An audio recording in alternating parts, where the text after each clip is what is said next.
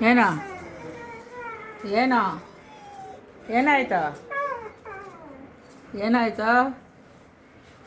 ಯಾಕೋ ಯಾಕೆ ಯಾಕೆ ಏನು ಏನಾ ಏನು ಬೇಕಪ್ಪ ಏನು ಊಟ ಹಾಕಿಲ್ವ ಅವರು ಊಟ ಇಲ್ವಾ ಊಟ ಹಾಕಿದ್ರಾ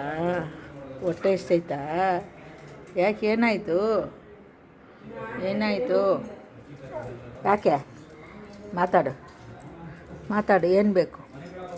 ಏನು ಬೇಕಾ ಹಾಂ ಚೆನ್ನಾಗಿ ಮಾತಾಡ್ತೀನಿ ಏನಾಯಿತು ಹ್ಞೂ ಅಂದರೆ